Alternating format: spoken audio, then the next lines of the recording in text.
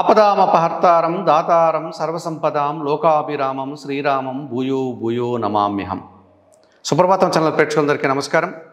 సంక్రాంతి పండుగ అనగానేమి, సంక్రాంతి పండుగను ఎన్ని రోజులు జరుపుకుంటాం, సంక్రాంతి పండుగ యొక్క విధి విధానాలు ఏంటి అన్న విషయాన్ని ఇప్పుడు మీరు తెచ్చుకోబోతున్నారు. సహజంగానే మనకు తెలుగు పండుగల్లో అతి పెద్ద పండుగ సంక్రాంతి పండుగ. ఈ సంక్రాంతి పండుగ ఆంగ్ల మాసంలో ఇప్పుడు మనకు జనవరి మాసంలో వస్తుంది, తెలుగు మాసాల్లో పుష్యమాసంలో వస్తుంది. సంక్రాంతి అనగా మంచి కాంతి, మంచి వెలుగు అని అర్థం.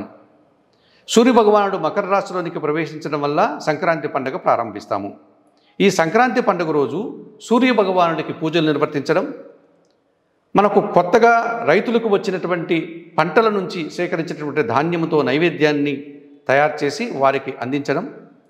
ఉత్తరాయణ పుణ్యకాలం ప్రారంభమవుతుంది కనుక ఈ సూర్యభగవానుడికి ఆ నూతన పంటల నుంచి వచ్చిన ధాన్యముతో నైవేద్యం చేసి చెరుకు గడులతో పసుపు మొక్కలతో అలంకరించి ఆయన్ని పూజాది కార్యక్రమాలు నిర్వర్తిస్తాం. అలాగే ఈ సంక్రాంతి పండుగకు ముందు రోజు భోగి పండుగ అని పిలుస్తాం. అనగా దక్షిణాయన కాలానికి వీడ్కోలు పలుకుతూ, అనగా ఈ చలి కాలానికి మనం వీడ్కోలు చెబుతూ రాబోయేటువంటి వెచ్చదనంతో కూడినటువంటి ఉత్తరాయణ కాలానికి స్వాగతం పలుకుతూ ఈ భోగి పండుగను మనం నిర్వర్తిస్తాం. ఈ చల్లదనాన్ని పోవడం కోసమే చలి మంటలు వేసి వాటిని భోగి మంటలుగా మనం పరిగణిస్తూ ఉంటాం.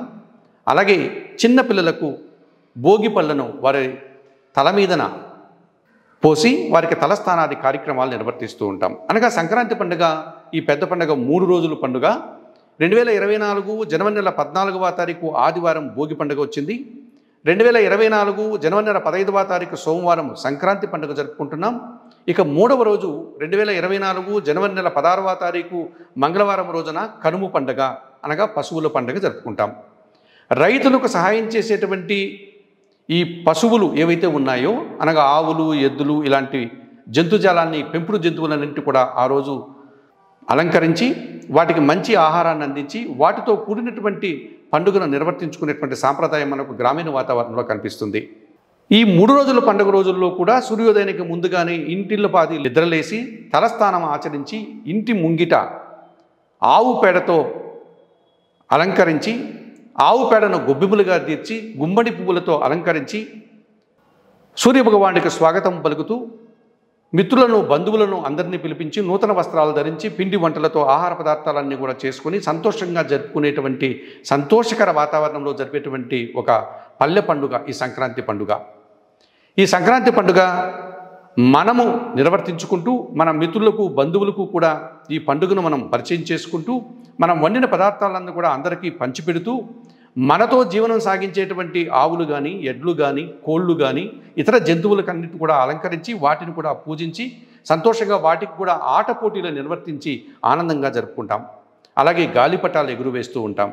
ఇది ఈ సంక్రాంతి పండుగ యొక్క విశిష్టత. ఈ 3 రోజుల పెద్ద పండుగను సుప్రభాతం ఛానల్ పెట్టుకుంటూ మీరందరూ కూడా, మనం కూడా గ్రామీణ వాతావరణంతో ముడిపడిన మూలాలు కలిగిన వారం కనుక ఎక్కడ ఉన్నప్పటికీ ఈ పండుగను నిర్వర్తించుకొని సంతోషాన్ని, ఆనందాన్ని పొంది సూర్యభగవానుడి ఆశీస్సులు పొందాలని మనస్ఫూర్తిగా కోరుకుంటూ సర్వే జనా సుఖినో భవంతు. నమస్కారం.